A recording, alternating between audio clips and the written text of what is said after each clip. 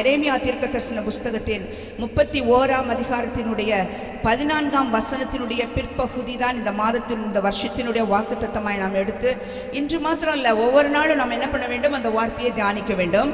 நான் அந்த வார்த்தையை வாசிக்கிறேன். என் ஜனங்கள் நான் அளிக்கும் நன்மையினால் திருப்தி ஆவார்கள் என்று கர்த்தர் சொல்லுகிறார். அல்லேலூயா, அல்லேலூயா. எத்தனை பேர் சந்தோஷமா இருக்கோம்? ஆண்டவர் நம்ம என்ன பண்ண போறாங்களா? இந்த வருஷத்துல என் ஜனங்கள் எல்லாம் என்ன செய்ய போறாங்க? நான் நன்மையை கொடுக்க போறேன். அவங்க என்ன பண்ண போறாங்க? திருப்தியா இருக்க போறார்கள். திருப்திப்படுத்த போகிறேன் என்றால் ஆண்டவர் சொல்கிறார். அல்லேலூயா, ஸ்தோத்திரம். மனுஷனுடைய வாழ்க்கையில திருப்தி என்ன பண்ணாது? வருமா? வராது. எத்தனை துணி நம்ம பீரோல இருந்தாலும் இன்னும் ஒரு புது துணி வாங்கினாலும் என்ன பண்ணுவான்? சந்தோஷமா ஏற்றுக்கொள்வோம். ஆமேன். அதுபோல் நல்ல நமக்கு கொடுக்கப்படுகிற பொருட்கள், ஒருவேளை வீடாக இருக்கலாம், வாகனங்களாக இருக்கலாம், மற்ற எந்த ஒரு காரியமாக இருந்தாலும், அதாவது சகோதரிகளுக்கு வந்து கிச்சனில் போய் நிறைய திங்ஸ் வாங்கி வச்சா, பாத்திரங்கள் வாங்கி வச்சாலும் இன்னும் ஒரு பாத்திரத்தை பார்த்தோன்னு என்ன வரும்? இந்த மாடல் நம்மள்கிட்ட இல்லை, இந்த மாடலில் ஒரு பாத்திரம் வாங்கிக்குவோம் அப்படின்னு சொல்லி என்ன பண்ணுவோம்? பொருட்களை பார்க்கும் பொழுது ஸ்தோத்திரம் ஒரு ஆர்வம், ஆவல் உண்டாகும். திருப்தி என்ன பண்ணுகிறது இல்லை, நமக்கு ஏற்படுகிறது இல்லை. ஸ்தோத்திரம். ஆனால் வேத வசனம் என்ன சொல்லுகிறது தெரியுமா? போதும் என்கிற மனதோடு கூடிய தேவ பக்தி தான் என்னதான் மிகுந்த ஆதாயம் என்று சொல்லுகிறது. அல்லேலூயா. இந்த வருஷத்துல ஆண்டவர் நம்ம சொல்றாங்க, நான் உங்களுக்கு நன்மையினால திருப்திப்படுத்த போறேன்னு. திருப்தியா நம்ம போதும் போதும்னு சொல்ற அளவுக்கு ஆண்டவர் என்ன பண்ண போறாங்க? சகல விதமான நன்மைகளால் நம்ம நிரப்ப போறாங்க. ஆமேன், அல்லேலூயா, ஸ்தோத்திரம். அப்ப நம்ம இன்னும் எவ்வளவு சந்தோஷமா இருக்கணும்ல. ஆமேன். என் ஜனங்கள் நான் அளிக்கும் நன்மையினால் என்ன பண்ண போறாங்க? திருப்தி ஆவார்கள் என்று கர்த்தர் சொல்லுகிறாரா? ஆமேன், ஸ்தோத்திரம். ஒரு மனுஷன் சொல்லல இந்த வார்த்தைய, கர்த்தர் நம்மை பார்த்து சொல்லுகிற வார்த்தை, என் ஜனங்கள் நான் அளிக்கும் நன்மையினால் என்ன பண்ண போறாங்க? திருப்தி ஆவார்கள் என்று சொல்லி. நன்மையை தேடி நம்ம ஓடுவோம். நன்மையை எல்லாரும் பெற்றுக்கொள்றதுக்கு விரும்புவோம்ல. நன்மைகள் தான் நமக்கு கிடைக்கணும்னு நினைப்போம். யாராவது தீமையை வருவதற்கு விரும்புவோமா? தீமையோ தீங்கோ கஷ்டமோ எதுவுமே வர்றதுக்கு யாரும் என்ன பண்றது இல்லை, நாம் விரும்புகிறது இல்லை. எப்பொழுதும் எல்லா நேரங்களும் நமக்கு நன்மையே வந்தா எப்படி இருக்கும்? சந்தோஷமா இருக்குன்னு சொல்லி நினைக்கிறோம். அதனாலதான் வசனம் சொல்லுகிறது, வருஷத்தை ஆண்டவர் என்ன செய்ய போறாராம்? நன்மையினால முடி சூட்ட போறாராம். முடி சூட்டுகிறது எங்க இருக்கும்? முடி எங்க சூட்டுவாங்க? ராஜாக்களுக்கு செய்வாங்க. அது எங்க செய்வாங்க? தலையில அந்த கிரீடத்தை விற்கிறதான் முடி சூட்டுகிறது. அப்போ நமக்கு நன்மை எங்க இருக்கிறது? நம்ம தலையின் மேல் இருக்கிறது. அல்லேலூயா, ஸ்தோத்திரம். நன்மையினால் ஆண்டவர் நம்மை திருப்தி செய்ய போகிறேன் என்று சொல்கிறார். விசுவாசிக்கணும். எந்த ஒரு வார்த்தையும் கேட்கிற பொழுது ஆண்டவர் நமக்கு கொடுக்கிற வார்த்தைகள் ஒவ்வொன்றும் அது ஜீவனுள்ள வார்த்தைகள், அது பேசுகிற வார்த்தைகள், நம்மோடு பேசுது. இது சும்மா இல்லை. இது பாருங்க, இதற்காக உபவாசித்து ஜெபித்து இந்த வார்த்தைகளை நம்ம என்ன பண்றோம்? எடுத்துக்கொண்டு வருகிறோம். எல்லாரும் உபவாசத்தோடு தான் என்ன பண்ணிருப்போம்? இந்த புது வருஷத்துக்குள்ள வர்றதுக்கு முன்னாடி ரொம்ப ஆயத்தமா வந்திருப்போம்ல. ஆண்டவரே, ஒரு புது வருஷத்துக்குள்ள போறோம், ஒரு புது நன்மை வேணும் ஆண்டவரே, புதிய ஆசீர்வாதம் வேணும், புதிய வழிகளெல்லாம் திறக்கணும். பழைய வருஷத்துல நிறைய அனுபவிச்சுட்டேன், அதெல்லாம் இந்த வருஷத்துல என்ன பண்ணக்கூடாது, எனக்கு இருக்கக்கூடாது ஆண்டவரே என்று சொல்லி என்ன பண்ணுவோம்? பல விதமான எதிர்பார்ப்புகளோட தான் இந்த புது வருஷத்துக்குள்ள காலடி எடுத்து வச்சிருப்போம். அப்படித்தானே எடுத்து வச்சிருப்போம் எல்லாரும். ஆமேன், நிச்சயமாய் அப்படித்தான் வைத்திருப்போம். ஸ்தோத்திரம். அப்படிப்பட்டதான காரியங்களை எதிர்பார்த்திருக்கிற பொழுது அந்த எதிர்பார்ப்புகள் எனக்கு வந்து கிடைக்கும், நான் அதற்கு சொந்தக்காரராய் மாறுவேன் என்கிறதான ஒரு தைரியம், ஒரு விசுவாசம் உள்ளத்திற்குள்ள உண்டாயிருக்கணும். அல்லேலூயா. இந்த வார்த்தையை நமக்கு என்ன பண்ணணும்? சொந்தப்படுத்தணும். என் ஜனங்கள் நான் அளிக்கும் நன்மையினால திருப்தியாவாங்க. ஆண்டவர் என்ன இந்த வருஷத்துல ஆண்டவர் என்ன செய்ய போறாங்க? நன்மைகளினால் திருப்திப்படுத்த போகிறார். அல்லேலூயா, ஆமேன். கர்த்தர் நம்ம நன்மையை கொடுக்கிறேன்னு சொல்றாங்க. எவ்வளவு சந்தோஷமா இருக்கணும்ல. ஆமேன், ஸ்தோத்திரம். அதற்கு முன்பாக வசனத்தில் சொல்கிறது, என் ஜனங்கள் நான் அளிக்கும் நன்மையினால் என்ன பண்ண போறாங்க? திருப்தி ஆவார்கள். என் ஜனம் என்று சொல்லி யாரை பார்த்து ஆண்டவர் சொல்றாங்க? நம்ம பார்த்து, என்ன பார்த்து சொல்றாங்க? நம்ம எல்லாரையும் பார்த்து ஆண்டவர் என்ன சொல்றாங்க? நீங்க எல்லாம் யாரு? என் ஜனங்கள் என்று சொல்லுகிறார். ஏன் தெரியுமா? 1 பேதுரு 2ஆம் அதிகாரம் 9ஆம் வசனத்திலே சொல்லுகிறது, உங்களை என்ன பண்ணாங்களாம்? அந்தகாரத்தினின்று ஆச்சரியமான ஒளியினிடத்திற்கு வரவழைத்தவருடைய புண்ணியங்களை நம்மெல்லாம் அறிவிக்கும்படிக்கு தெரிந்து கொள்ளப்பட்ட சந்ததியாயும் ஆசாரிய கூட்டமாயும் அவருடைய சொந்த ஜனமாயும் வைத்திருக்கிறாராம். அல்லேலூயா. நம்மளாம் யாருக்கு சொந்தம்? ஆண்டவருக்கு சொந்தம். ஸ்தோத்திரம். ஏசப்பா யாருக்கு சொந்தம்? எனக்கு சொந்தம். சொல்லுங்க எல்லாம், எனக்கு சொந்தம். இயேசுவை சொந்தமாய் வைத்திருக்கிறவர்கள் இந்த வார்த்தையை யாரும் சொல்ல வேண்டியதில்லை. ஏசப்பா யாருக்கு சொந்தம்? எனக்கு சொந்தம். உரிமைப்படுத்திக் கொள்ளுகிறதான ஒரு அனுபவம். ஸ்தோத்திரம். அல்லேலூயா. கர்த்தருடைய பிள்ளைகளாகிய உங்களுக்கும் எனக்கும் அவர் என்ன பண்றாராம்? ஏசப்பா சொந்தம் உடையவராய் நம்மை சொந்தப்படுத்திக் கொண்டிருக்கிறார். ஏன் தெரியுமா? அவர் தம்முடைய சொந்த ரத்தத்தை என்ன பண்ணிருக்காரு? நமக்காக சிந்தி நம்மை மீட்டு கொண்டிருக்கிறார். ஸ்தோத்திரம். தமக்கு சொந்த ஜனமாய் அவர் தெரிந்து கொண்டிருக்கிறார். அல்லேலூயா, ஸ்தோத்திரம். தீத்து 2ஆம் அதிகாரம் 14ஆம் வசனத்தை ஒருவர் வாசியுங்கள். அவர் நம்மை சகல அக்கிரமங்களினின்று மீட்டுக்கொண்டு தமக்குரிய சொந்த ஜனங்களாகவும் நற்கிரியைகளை செய்ய பக்தி வைராக்கியப்பட்டவர்களாகவும் நம்மை சுத்திகரிக்கும்படி நமக்காக தம்மை தாமே ஒப்புக் கொடுத்தார். நமக்காக என்ன செஞ்சாரா? தம்மை தாமே ஒப்பு கொடுத்தாரா? எதற்கு தெரியுமா? தமக்குரிய சொந்த ஜனமா நீங்களும் நானும் மாற வேண்டும் என்பதற்காக. அல்லேலூயா, ஸ்தோத்திரம். நீங்களும் நானும் அவருக்கு சொந்தமா மாறணும், அவருடைய பிள்ளைகளா இருக்கணும். ஏன் தெரியுமா? அக்கிரமங்களினாலும் பாவங்களினாலும் மறித்து கிடந்தோம், அந்த காலத்தில் இருந்தோம், முன்னே தூரமாய் இருந்தோம். இப்போ என்ன பண்ணிட்டோம் தெரியுமா? ஆண்டவர் தன் பக்கமாய் கொண்டு வந்து அவருடைய சொந்த ஜனமாய் நம்மை மாற்றி இருக்கிறார். எத்தனை பேர் விசுவாசிக்கிறோம்? அல்லேலூயா. இந்த அல்லேலூயா போதாது. அல்லேலூயா, ஆமென், ஸ்தோத்திரம். நீங்களும் நானும் அவருக்கு சொந்தம் சொன்னா, யாரோ ஒரு மனுஷனை சொந்தம் சொல்லிக்கொள்ள எவ்வளவு பெருமைப்படுறோம் சொல்ல பாருங்க. கொஞ்சம் ஒருவேளை அதிகாரத்தில் இருக்கிறவங்க, பதவியில் இருக்கிறவர்கள், ஒருவேளை நல்ல வசதி படைத்த பணக்காரர்களாக இருப்பார்கள் என்று சொன்னால் அவங்க என் சொந்தங்க. அவங்கள்ட்ட போய் கேட்டால் தெரியாது. அவங்க என்ன சொல்லுவாங்க? அப்படியா, அப்படி ஒருத்தவங்க இருக்கிற மாதிரி எனக்கு ஞாபகம் இல்லை, மறுதளித்து விடுவார்கள். ஆனால் நாம் என்ன சொல்லிக்கொள்வோம்?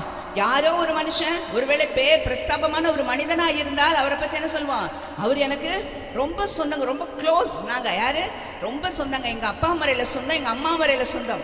சொந்தப்படுத்தி கொள்ள விரும்புகிறோம். உங்களையும் என்னையும் மீட்கும்படியாய் தன்னுடைய ரத்தத்தை சிந்தி மீட்டு கொண்ட ஆண்டவராம் இயேசு கிறிஸ்துவை நாம் சொந்தம் என்று சொல்லிக்கொள்ள கால தாமதப்படுத்துகிறோம். ஆமென், ஸ்தோத்திரம். நாம் சொல்லாவிட்டாலும் அவர் நம்மை தமக்கென சொந்தப்படுத்திக் கொள்ளும்படி அவருடைய சொந்த ரத்தத்தை கரையமா கொடுத்து நம்மை மீட்டு கொண்டு தமக்கு சொந்தமாக்கி சொந்த ஜனமாக்கி இருக்கிறார். அல்லேலூயா, அல்லேலூயா, ஆமென், ஸ்தோத்திரம். கர்த்தருக்கு மகிமை உண்டாகட்டும். இப்படிப்பட்டதான ஜனங்கள் நிறைய இருக்கு. என் ஜனங்கள்னா யாரு? என் ஜனங்கள் என்று சொல்லிக் கொள்ளுகிறவர்கள் என்னெல்லாம் செய்யணும்னு ஆண்டவர் எதிர்பார்த்து கொண்டிருக்கிறார். வசனத்தை நம்ம வாசிக்கலாம். அந்த எரேமியா 31ஆம் அதிகாரத்தினுடைய 14ஆம் வசனத்தினுடைய பிற்பகுதியை ஒருவர் வாசியுங்கள்.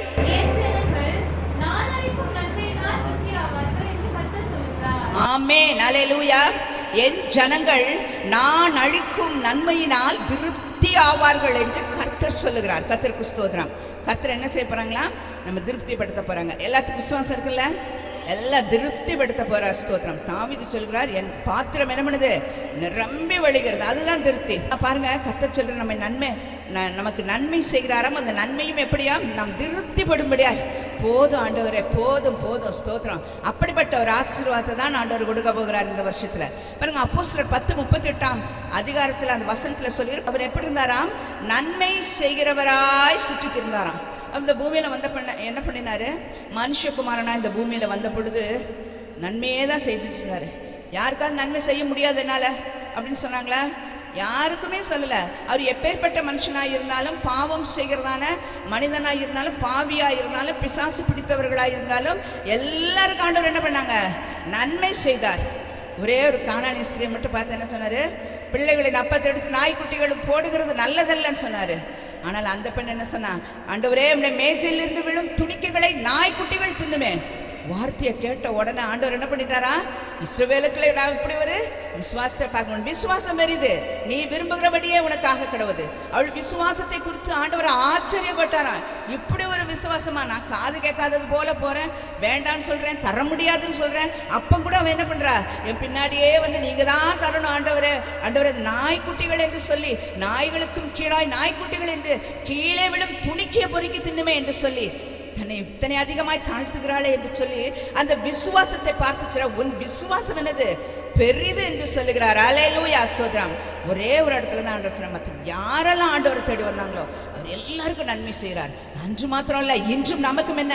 நாம் கேளாத, நாம் வேண்டிக் கொள்வதற்கும் முன்பாக வேண்டிக் கொள்வதற்கும் அதிகமாக, நினைப்பதற்கும் அதிகமாக எல்லா நன்மைகளையும் கர்த்தர் செய்து கொண்டிருக்கிறார். அல்லேலூயா. நன்மையை நான் பெற்றுக்கொண்டிருக்கிறேன் அப்படின்னு சொல்றேன் மட்டும் அல்லேலூயா சொல்லுங்க பாப்பான். எல்லாருக்கும் ஆண்டவர் என்ன பண்ணாரா? நன்மை செய்திருக்கார். ஏனென்றால் அவர் எப்படிப்பட்டவராம்? நன்மைகளின் நாயகனா. ஸ்தோத்திரம். நன்மை அவர்கிட்ட எப்படி இருக்குது? ஊற்றாய் பெருகி கிடக்கிறது. அவருக்கு நன்மை செய்யறது தாங்க, வேற எதுவுமே நன்மை அல்லாமல் வேற ஒன்றும் அவரிடத்தில் இல்லை. அல்லேலூயா, கர்த்தருக்கு ஸ்தோத்திரம். பாருங்க, தேவரீர் நல்லவரும் நன்மை செய்கிறவருமா இருக்கிறீர்னு தாவீது ஆண்டவரை பார்த்து கூப்பிடுறாரு. தாவீது ரொம்ப அழகழகா ஆண்டவருக்கு பேர் வைப்பார், பார்த்துருக்கீங்களா? ஜெபத்தை கேட்கிறவரே, நிறைய இருக்கு. விண்ணப்பத்தை கேட்கிறவரே, எங்கள் ஜெபத்தை ஏற்றுக்கொள்ளுகிறவரே, எங்கள் ஜெபங்களை தள்ளாதவரே, எவ்வளோ அழகான பேர்லாம் வச்சு ஆண்டவர். ஏன்னா அனுபவப்பட்டார். அனுபவத்தெல்லாம் என்ன பண்ணாரு? ஆண்டவரை சொல்லி துதிப்பதற்காக எடுத்துக்கொண்டார். அல்லேலூயா, ஸ்தோத்திரம். அந்த தாவீது தான் சொல்றாரு சங்கீதம் 119:68, தேவன் நல்லவரும் நன்மை செய்கிறவருமா இருக்கிறீர் என்று சொல்லி. அல்லேலூயா. ஆண்டவர் இஸ்ரவேல் ஜனங்களுக்கு செய்த நன்மை எப்படி இல்லை? நம்ம கிறிஸ்மஸ் அன்னைக்கு கூட தியானிச்சோம்ல, ஆண்டவர் இஸ்ரவேல் ஜனங்களுக்கு செய்த நன்மை கொஞ்சம் இல்லை, அவங்களுக்கு செய்த நன்மைகள் ஏராளம். அவர்கள் பெற்றுக்கொண்ட நன்மையை போல நம்ம வேற யாருமே பெற்றிருக்க மாட்டோம். இஸ்ரவேல் ஜனம் தேவனால் தெரிந்து கொள்ளப்பட்ட ஜனம் இல்லை. அதனால என்ன பண்ணாங்க? கர்த்தர் அவங்களுக்கு நிறைய என்ன பண்ணாங்க? நன்மைகளை செய்து கொண்டு வந்தார். ஆனால் அந்த இஸ்ரவேல் ஜனங்கள் அதை என்ன பண்ணாங்க? அந்த நன்மைகளெல்லாம் மறந்து போய்கொண்டே இருந்தாங்க. எத்தனை அதிகமாக நடத்தி கொண்டு வந்தாங்க, அந்த நன்மையெல்லாம் மறந்து முறுமுறுக்கிறவர்களாய் மாறிக்கொண்டே இருந்தாங்க. ஸ்தோத்திரம். அந்த அனுபவம் நம்ம யாருக்குமே இருக்கக்கூடாது. நன்மையை பெற்றுக்கொள்ளுகிற நாம் என்ன செய்ய தெரியுமா? நன்றியறிதல் உள்ளவர்களாய் இருக்க வேண்டும். அல்லேலூயா, அல்லேலூயா, ஸ்தோத்திரம். ஆண்டவர் செய்த நன்மை தாவீது சொல்றான், ஆண்டவரே நீர் செய்த உபகாரங்களுக்காக நான் என்னத்தை செலுத்துவேன்? எதை செலுத்துவேன் ஆண்டவர்? எத்தனை நன்மைகள் எனக்கு செய்தீர் ஆண்டவரே, நான் எதை செலுத்துவேன்? உமக்காக எதை செலுத்துவேன்? ரட்சிப்பின் பாத்திரத்தை எடுத்துக்கொண்டு ஆண்டவரே உங்க நாமத்தை நான் தொழுது கொள்வேன் என்று சொல்லுகிறார். அல்லேலூயா. நீங்க செய்த நன்மைக்காக நான் வேற எதையுமே செய்ய முடியாது. என்ன பண்ண போறேன்? நீர் கொடுத்த ரட்சிப்பின் பாத்திரத்தை நான் எடுத்துக்கொண்டு உங்க நாமத்தை தொழுது கொண்டே இருப்பேன் என்று சொல்கிறார். அல்லேலூயா, ஸ்தோத்திரம். நன்மையை பெற்றுக்கொள்வோம், நன்றி மறவாதவர்களாய் இருப்போம். கர்த்தருக்கு ஸ்தோத்திரம். கர்த்தருடைய பரிசுத்த நாமம் மகிமைப்படட்டும். யாக்கோபு 1:17 சொல்லுகிறது, குறித்துக்கோங்க. நன்மையான எந்த ஈவும் பூரணமான எந்த வரமும் ஜோதிகளின் பிதாவினிடத்திலிருந்து இறங்கி வருகிறது. அதுல எந்த மாறுதலும் இல்லை, எந்த மாற்றமும் ஒரு இடத்துல கிடையாது. அல்லேலூயா, ஸ்தோத்திரம். அப்படி எப்படியா? நன்மையான எந்த ஈவு எங்க இருந்து வருகிறதா? ஜோதிகளின் பிதாவினிடத்திலிருந்து வருகிறது. ஜோதினா வெளிச்சம். ஆண்டவர் சொன்னான், நான் உலகத்திற்கு ஒளியா இருக்கிறேன். அந்த ஒளியான பிதாவின் இடத்திலிருந்து என்ன பண்ணுதான்? நன்மையான எந்த ஈவு நமக்கு வருகிறது. ஸ்தோத்திரம். எந்த மனுஷனிடத்திலிருந்தும் எந்த நன்மையையும் நாம் பெற்றுக்கொள்ள முடியாது. அல்லேலூயா, ஸ்தோத்திரம். எந்த மனுஷனாலும் நமக்கு எந்த நன்மைகளையும் தர முடியாது. ஸ்தோத்திரம். அல்லேலூயா, ஸ்தோத்திரம். அதனால தான் வசனம் சொல்லுகிறது, மாம்சமானதை புயபலமாக்கி கொண்டு மனுஷன் மேல் நம்பிக்கை வைக்கிறவன் சபிக்கப்பட்டவன் என்று கர்த்தர் சொல்கிறார் என்று சொல்லி. ஸ்தோத்திரம். கர்த்தரையே தன் நம்பிக்கை கொண்டிருக்கிற மனுஷன் பாக்கியவான் என்று வேதம் சொல்லுகிறது. அல்லேலூயா, ஸ்தோத்திரம். அதனால தான் மனுஷனை நம்பி இக்கட்டில் உதவி செய்யும். மனுஷனுடைய உதவியெல்லாம் விருதா, விருதா. மனுஷன் நன்மை செய்வான், நம்பி என்ன பண்ணிடக்கூடாது? சோரம் போய்விடக்கூடாது. அல்லேலூயா. எந்த நன்மையும் நமக்கு பிதாவின் இடத்திலிருந்து வர வேண்டும். ஸ்தோத்திரம். அந்த நன்மைகள் தான் நமக்கு நிலைத்து நிற்கும். அல்லேலூயா, ஸ்தோத்திரம். நன்மைகள் ஆண்டவர் என்ன செய்ய போறாராம்? கொடுத்து திருப்திப்படுத்த போகிறார், திருப்திப்படுத்த போகிறார். ஸ்தோத்திரம். அல்லேலூயா, ஸ்தோத்திரம். நன்மையான எந்த ஈவும் பூரணமான எந்த வரமும் ஜோதிகளின் பிதாவினிடத்திலிருந்து நமக்காய் இறங்கி வருது. நமக்கு இறங்கி வருதுங்க. அந்த நன்மை நம்மை நோக்கி வருகிறது. ஸ்தோத்திரம். கடந்த ஆண்டிலே பெற்றுக்கொள்ள முடியாத நன்மைகளை நாம் இந்த ஆண்டிலே பெற்றுக்கொள்ள போகிறோம். அல்லேலூயா, ஸ்தோத்திரம். விசுவாசிப்போம், பெற்றுக்கொள்வோம். கர்த்தருக்கே மகிமை உண்டாகட்டும். நிறைய காரியம் இருக்குது. எதெல்லாம் நம்ம செஞ்சோம்னா ஆண்டவர் நன்மையெல்லாம் பொழிய போறாங்கன்னு சொல்லி நிறைய நினைப்போம்ல. ஏன் எனக்கு வர வேண்டிய நன்மைகள் தாமதப்படுகிறது? ஒருவேளை எனக்கு ஏன் இந்த நன்மை கிடைக்கவில்லை? சில காரணங்கள் இருக்குது. ஆண்டவர் வாக்கு கொடுத்துட்டாரு, அது பெற்றுக்கொள்ள வேண்டியது யாரு? நம்முடைய கடமை. ஆனால் நம்ம பெற்றுக்கொள்ள என்ன பண்ணுறது தெரியுமா? மறந்து விடுகிறோம், தவறி விடுகிறோம். அல்லேலூயா, ஸ்தோத்திரம். நிறைய காரியம் இருக்குது. எல்லாத்தையும் சொல்றதுக்கு ஒருவேளை நேரம் இல்லாவிட்டாலும் நான் வசனத்தை மட்டும் உங்கள் முன்பாக வைக்கிறேன். நீங்கள் வீட்டிலே கூட சென்று தியானிங்கள். கர்த்தருக்கு ஸ்தோத்திரம். உபாகமம் 10:13 ஒருவர், நான் இன்று உனக்கு கற்பிக்கிற கர்த்தருடைய கற்பனைகளையும் அவருடைய கட்டளைகளையும் உனக்கு நன்மை உண்டாகும்படி கைக்கொள்ள வேண்டும் என்பதே அல்லாமல் வேற எதை தேவனாகிய கர்த்தர் உன்னிடத்தில் கேட்கிறார். வேற எதை கர்த்தர் நம்மிடத்துல கேட்கிறார்? வேற எதையுமே கேட்கலங்க. நீ அதை கொண்டு வா, இதை கொண்டு வா, அதை படைக்கணும், எதையுமே ஆண்டவர் கேட்கவில்லை. எதை கேட்கிறார் தெரியுமா? கர்த்தருடைய கட்டளைகளையும் கற்பனைகளையும் நன்மை உண்டாகும்படி கை கொள்ள வேண்டும் என்று சொல்றார். நமக்கு நன்மை உண்டாகணும்னு சொன்னா, நமக்கு நன்மை வர வேண்டும் என்று சொன்னால், நாம் தருவேன் என்று சொன்ன அந்த நன்மை நம்மை திருப்திப்படுத்த வேண்டும் என்று சொன்னால் என்ன செய்ய வேண்டுமா? கர்த்தருடைய கட்டளைகளையும் அவருடைய கற்பனைகளையும் கை கொள்ளணும். அதுதான் அவருடைய கற்பனைகளும் அவருடைய கட்டளைகளும் என்ன கிடையாதாம், பாரமானவைகள் அல்ல. அவர் ஒரு நாள் ஆண்டவர் என்ன பண்ண மாட்டாரு, நம்ம மேல பாரத்தை சுமத்த மாட்டாங்க.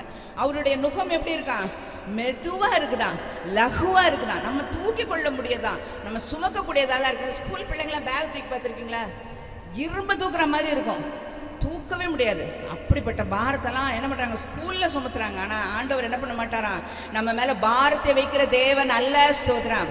அவர் நம்ம மேலே நம்ம செய்யணுங்கிற காரியத்தை நீங்கள் இதெல்லாம் செய்யுங்க, நான் நன்மையை கொடுப்பேன், திருப்திப்படுத்துவேன், எவ்வளோ சந்தோஷம் இல்லை. ஆனால் ஆண்டவர் நம்ம இடத்துல சின்ன காரியத்தை கேட்குறாங்க.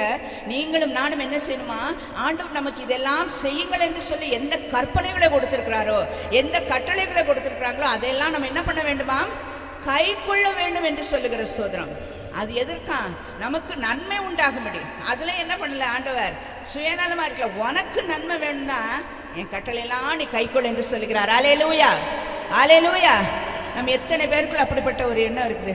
இந்த நாளில் நம்ம அப்படி தான் ஜெபம் பண்ணோம். ஆண்டவரே, இந்த வருஷத்தில் நான் ஒருவேளை கடந்த வருஷத்தில் நிறைய காரியங்களை தவறி இருப்பேன் ஆண்டவரே, ஒருவேளை உமக்கு பிரியமில்லாத காரியங்களை நான் செஞ்சுருப்பேன் ஆண்டவர். இந்த ஆண்டில் நான் என்ன பண்ண போகிறேன், உம்முடைய வார்த்தைகளின்படி, உம்முடைய கட்டளைகளின்படி, உம்முடைய கற்பனைகளின்படி நான் என்ன பண்ண போகிறேன், நான் நடக்க எனக்கு உதவி செய்யுங்க, எனக்கு பலன் கொடுங்க என்று சொல்லி நம்ம ஆண்டவர் இடத்துல கேட்க வேண்டும். அல்லேலூயா, கர்த்தருக்கு ஸ்தோத்திரம். பாருங்க, நம்மளாம் ஆண்டவர் இடத்துல அன்பா இருக்கிறோமா? எத்தனை பேர்? எல்லாருக்கும் ஆண்டவர் மேல அன்பு. அதனால என்ன பண்ணிட்டோம், காலையில எழுந்திரிச்சு வந்துட்டோம் இல்ல? ஆமென், ஸ்தோத்திரம். வசனம் என்ன சொல்லி பாருங்க, 1 யோவான் 5ஆம் அதிகாரம் 3ஆம் வசனம். நாம் தேவனுடைய கற்பனைகளை கைக்கொள்வதே அவரிடத்தில் அன்பு கூறுவதாம், அவருடைய கற்பனைகள் பாரமானவைகளும் அல்ல. ஆமென், அல்லேலூயா. என்ன சொல்லப்பட்டிருக்கு, நாம் தேவனிடத்துல அன்பு கூறுகிறோம்னா எதனாலயா, அவருடைய கற்பனைகளை கை கொண்டாதான் நம்ம என்ன பண்றோம், ஆண்டவரிடத்துல அன்பா இருக்கிறோம் என்று சொல்லி அர்த்தம். அதனால நான் அன்பு கூறுகிறேன் என்று சொல்லி கொள்ளுகிற நாம் எல்லாரும் என்ன செய்யணும், அவருடைய கற்பனைகளை கை கொள்ள வேண்டும். அதன் பின்பாக கொடுத்திருக்கிற வார்த்தை என்னமா, அந்த கற்பனைகள் ஒன்றும் என்ன கிடையாதாம், பாரமானவைகள் அல்ல. ஆண்டவர் என்ன சொன்னா, வருத்தப்பட்டு பாரம் சுமக்கிறவர்கள் எல்லாரும் என்கிட்ட வாங்க, என்னிடத்துக்கு வாங்க, நான் இளைப்பாறுதல் தருவேன் என்று சொன்ன ஆண்டவர் நம்மள பாரத்தை சுமத்துவாங்களா? ஆண்டவர் வசனம் சொல்லு சங்கீதத்தில், கர்த்தர் மேல் உன் பாரத்தை வைத்து விடுன்னு. நம்ம பாரத்தெல்லாம் அவர் எடுத்துக்கிறேன்னு சொல்லுகிற பொழுது நம்ம மேல ஆண்டவர் பாரத்தை வைப்பாரா? வைக்க மாட்டார். நமக்கு கொடுக்கப்படுகிற கற்பனைகளும் கட்டளைகளும் நாம் கை கொள்ளக்கூடியதான மிக லகுவானவைகளே. அல்லேலூயா. கற்பனைகளை கை கொள்ளுகிறதா நாம் என்ன பண்ணுகிறது, அவரிடத்தில் அன்பு கூறு. யாரெல்லாம் ஆண்டவரிடத்தில் அன்பு கூறுகிறாங்களோ, ரோமர் 8ஆம் அதிகாரம் 28ஆம் வசனம் சொல்லுகிறது, தேவனிடத்தில் அன்பு கூறுகிறவர்களுக்கு சகலமும் எப்படி நடக்குதா, நன்மைக்கு எதுவாக தான் நடக்குது. அப்ப நான் அன்பு கூறுகிறேன் என்று சொல்றவங்க ஆண்டவருடைய கற்பனையை கை கொள்ளணும். யாரெல்லாம் ஆண்டவருடைய கற்பனையை கை கொள்றாங்களோ அவங்களுக்கு நடக்கிறதெல்லாம் என்னதான் நடக்குதா, அவரிடத்தில் அன்பு கூறுகிறவர்களுக்கு சகலமும் நன்மைக்கு எதுவாக நடக்கிறது. ஆமென், அல்லேலூயா. நன்மையா தான் ஆண்டவர் செய்றார். நமக்கு தீமையா தெரியும். சில காரியங்களை பார்த்துருக்கீங்களா, நம்ம இது செய்யணும், இந்த நேரத்தில் இது நடக்கணும்னு நினைச்சேன், நடக்காம போயிடுச்சு, ரொம்ப தீங்கு, ரொம்ப தீமை, நம்ம மனசெல்லாம் கஷ்டப்படும்.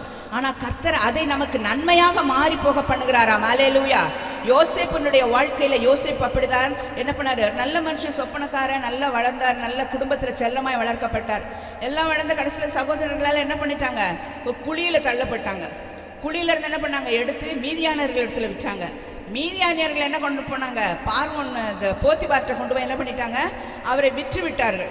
பாருங்க, ஒரு நல்ல செல்லமாய் வளர்ந்த ஒரு சீமானுடைய மனுஷன், சீமானுடைய மகன் எப்படி இருக்கிறாரு, இப்போ எங்க போயிட்டாரு, ஒரு அடிமையா போயிட்டாரு. அடிமையா போன மனுஷன் இப்ப கடைசியில் எங்க போயிட்டாரு, சிறைக்கும் போயிட்டாரு. சிறையிலேருந்து, இது ஒரு பெரிய சம்பவம்ல எல்லாத்துக்கும் தெரியும், நான் எல்லாத்தையும் சொல்லலை. சிறையிலேருந்து இப்போ எங்கே போயிட்டாரு, அரண்மனைக்கு போயிட்டார். ராஜாவிற்கு அடுத்த ஸ்தானத்தில் இருக்கிறார். அல்லேலூயா, ஸ்தோத்திரம். இதெல்லாம் நடந்துச்சு. அவர் எவ்வளோ வேதனைப்பட்டிருப்பார். ஒரு வாலிப வயதில் இருந்த பையன் பாருங்க, ரொம்ப வேதனைப்பட்டிருப்பாரு.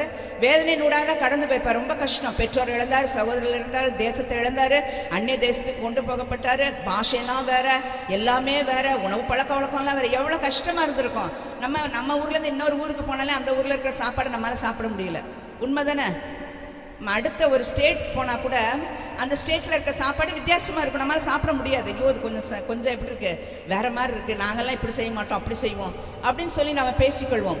ஆனால் வேறே நாட்டில் போய் அடிமையாக இருந்து சிறைச்சாலையில் இருந்து ஒரு அரண்மனைக்கு போனதான ஒரு மனுஷன் அவனுடைய வாழ்க்கையில் அவனுடைய ட்ரெஸ்ஸிங்லாம் கூட என்ன ஆயிடுச்சு, அந்த நாட்டு மக்களை போல தான் மாற்றி ஆகணும்ல. ஸ்தோத்திரம். பாருங்கள், அப்படியெல்லாம் மாறி போன அந்த மனுஷன் கடைசியில் அவர் என்ன சொல்கிறார் தெரியுமா? இந்த இவருடைய சகோதரர்கள் எல்லாம் அவர் இருந்த தேசத்தில் பஞ்சம் உண்டான பொழுது அங்கெல்லாம் பஞ்சம் பிழைக்கும்படி எங்கே வந்தாங்க? இவர்கிட்ட வராங்க. போத்திபார் அரண்மனையில் இருக்கிற யோசேப்புட்ட வராங்க. தன்னுடைய சகோதரன் என்று அறியாமலே அவர்கிட்ட வந்து என்ன பண்ணுறாங்க? தானியம் கொள்ளும்படி வராங்க. தானியத்தெல்லாம் எடுத்துகிட்டு போகிறாங்க. அவங்களாம் போய் சாப்பிட்றாங்க, எல்லாம் பண்ணாங்க. முடிய ஒன்று வாங்கிட்டு போகிறாங்க. யாக்கோபுக்கு எத்தனை பிள்ளை? 13 பிள்ளை. அதில் அந்த 13 பிள்ளை அவங்க மனைவிமார்கள், பணிவிடைக்காரர்கள், வேலைக்காரர்கள், பெரிய திரளான கூட்டம்.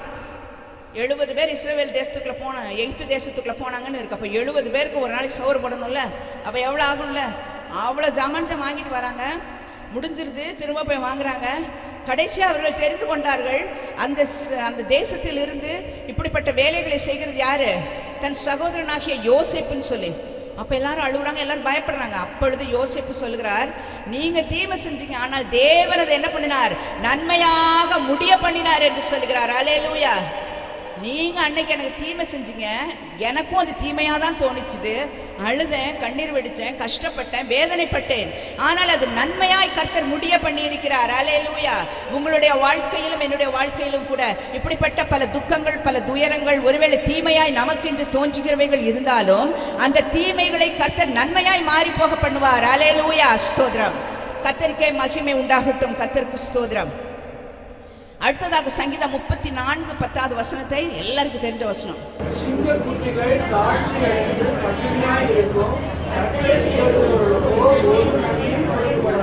ஆமென். கர்த்தரை தேடுகிறவர்களுக்கோ ஒரு நன்மையும் குறைவுபடாது. ஒரு நன்மை கூட குறையாதாங்க. எவ்வளவு பெரிய ஆண்டவர் நம்முடைய ஆண்டவர்! நல்லவரும் அவர் நன்மை செய்கிறவருமாய் இருக்கிறார். ஆனா நம்ம என்ன செய்யணும்?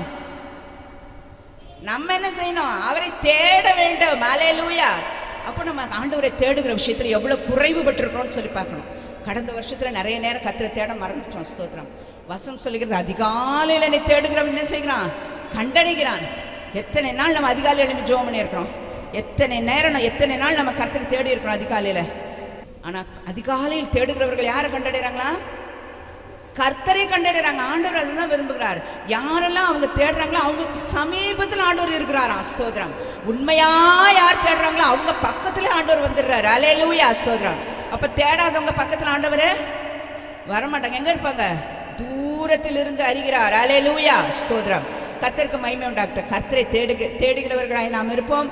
எஸ்ரா 8ஆம் அதிகாரம் 22ஆம் வசனத்துல நானே வாசிக்கிறேன். தேவ கரம் தம்மை தேடுகிறவர்களுக்கு நன்மையா இருக்கிறதாம். அல்லேலூயா. தேவ கரம் யாருக்கு நன்மையா இருக்கும்? நன்மையினால திருப்தி ஆக்குவார் தான் வசனம் சொல்லுது. அதை பிடித்துக் கொள்வோம். ஆனால் ஆண்டவர் நம்மிடத்திலும் நாம் எதிர்பார்க்கிறது போல ஆண்டவர் நம்மிடத்தில் என்ன பண்றாங்க? சில காரியங்கள் எதிர்பார்க்கிறாங்க, நாம் அதை செய்ய வேண்டும்.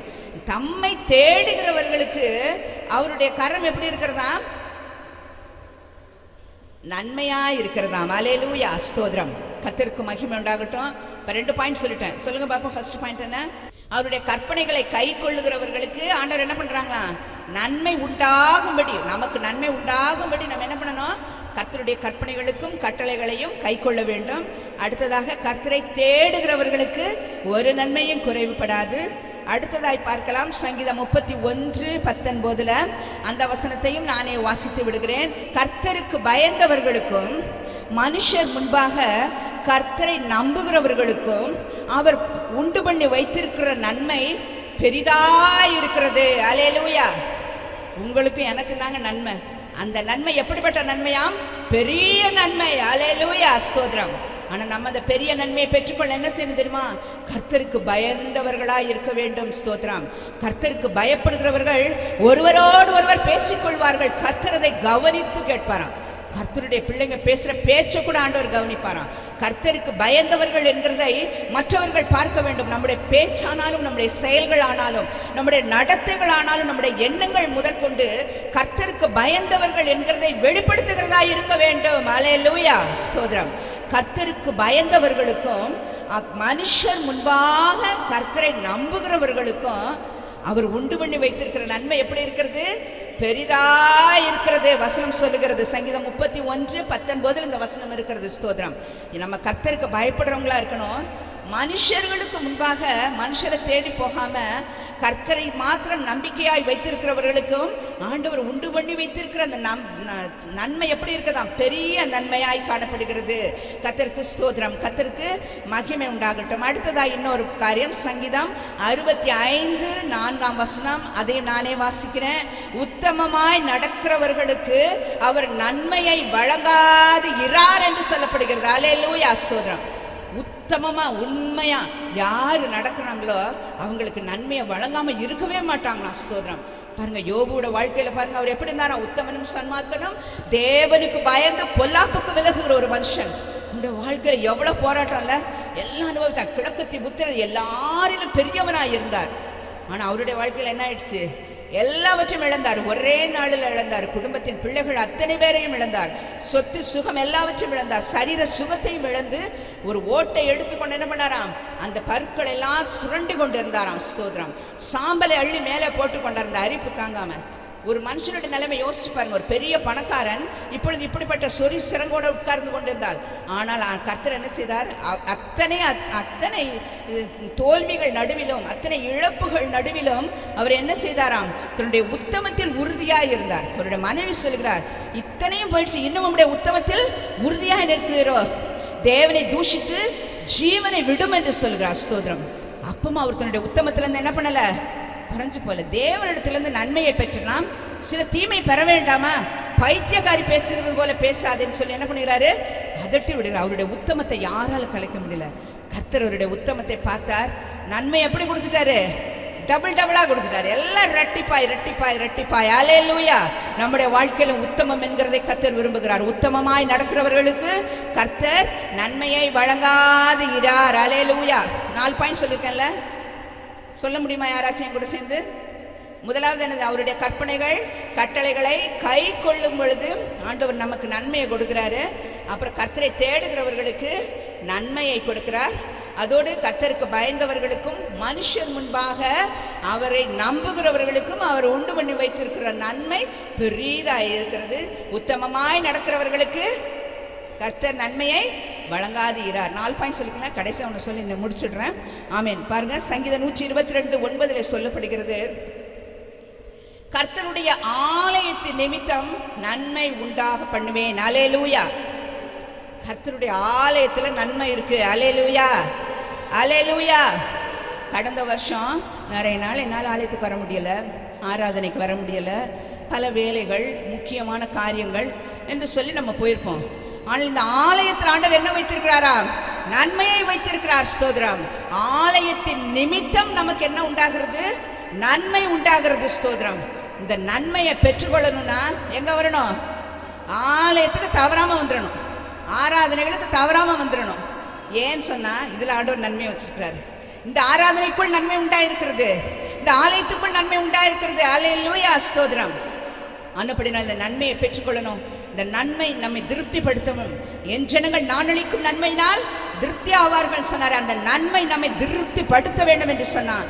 இந்த 5 காரியங்கள் இன்னும் அநேக காரியங்கள். ஆனால் நாம் இந்த நாளில் தியானித்த 5 காரியங்களையாவது நம்முடைய நினைவில வைத்து நம்ம தியானித்து நம்முடைய வாழ்க்கையில் அதை அபியாசப்படுத்துவோம். நிச்சயமாய் கர்த்தர் ஆசீர்வதிப்பார். சங்கீதம் 23:6 சொல்லுகிற பிரகாரமாக ஜீவனுள்ள நாளெல்லாம் நன்மையும் கிருபையும் நம்மை தொடர்ந்து வந்து கொண்டே இருக்கும். அல்லேலூயா, அல்லேலூயா, அல்லேலூயா. கர்த்தருக்கு ஸ்தோத்திரம். கர்த்தர் தாமே உங்கள் யாவரையும் இந்த ஆண்டில் அதிகமாய் ஆசீர்வதித்து நம்முடைய நன்மைகளினால் நிரப்புவாராக. ஆமேன், ஆமேன்.